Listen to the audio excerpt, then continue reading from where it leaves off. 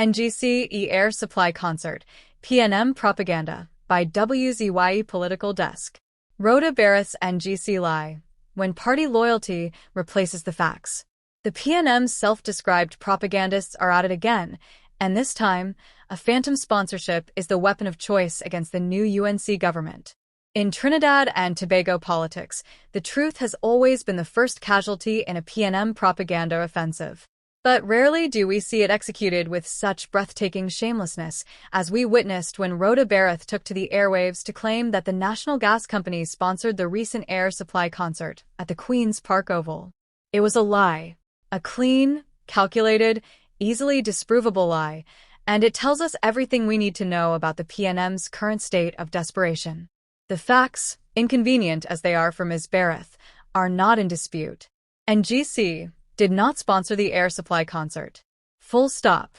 What was visible at the Oval was legacy signage, physical banners, and branding from a previous arrangement where NGC was a proud sponsor of Trinidad and Tobago cricket and the Oval facilities. That sponsorship has since been cancelled.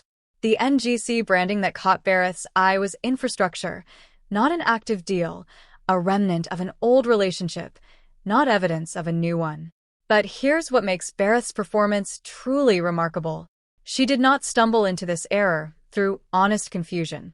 She saw a banner, drew a conclusion that suited her political purposes, and broadcast it to the nation without a single moment of basic verification. In journalism, we call that recklessness. In politics, the PNM calls it communication strategy. Which brings us to a most revealing statement made by PNM Chairman Marvelous Marvin, a man whose nickname alone might cause one to question his judgment. Marvin declared openly that every PNM member is a propagandist of the PNM, not a citizen, not a contributor to national discourse. A propagandist. That word was his choice, not ours. And Rhoda Bharath, by her own chairman's definition, is performing her designated role to the letter. When a party chairman publicly classifies his membership as propagandists, he has inadvertently handed the public a key to decoding everything that party members say.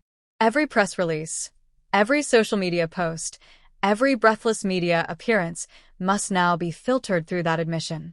Marvin answered that question for us. And the Air Supply concert episode is merely the latest exhibit in a long-running series. Consider the timing. The UNC, under Prime Minister Kamla Persad-Bissessar, has just taken the reins of government following a decisive electoral mandate. The PNM, accustomed to managing the levers of state, including state enterprises like NGC, now finds itself on the outside looking in. Attaching the new government to any whiff of impropriety regarding a state company becomes irresistible to the party machinery. Never mind that the claim is false. The goal is noise, not truth. This is how PNM propaganda works. Assert first, verify never, retract reluctantly if at all. The damage is done in the assertion. The correction, if it ever comes, arrives in a whisper while the lie traveled at full broadcast volume. Rhoda Bharath's role in this ecosystem is not incidental. She is, by the party chairman's own declaration, a willing participant in a structured disinformation machine. NGC deserves better than to have its name dragged into partisan skirmishes by people who cannot be bothered to check whether their facts align with reality. The National Gas Company is a critical state enterprise, not a political football to be punted across the media landscape whenever the PNM needs a headline. The workers, shareholders, and citizens who depend on NGC's credibility are ill-served by this kind of reckless allegation. As for Ms. Bharath, the remedy is simple. Before speaking, check. Before accusing, verify. Before broadcasting to the nation, ask whether what you are about to say is true. These are not extraordinary expectations. They are the minimum standard for public commentary. That the PNM's mouthpiece cannot meet that minimum standard says less about her competence than it does about the machine she serves. WZYE-TV stands on a single, non-negotiable principle: facts matter. Not because it is convenient, not because it serves a party, but because the citizens of this nation deserve an information environment where what is said on the airwaves actually happened. Rhoda Bharath owes NGC a correction, and she owes the public an apology. Whether she has the integrity to deliver either remains to be seen.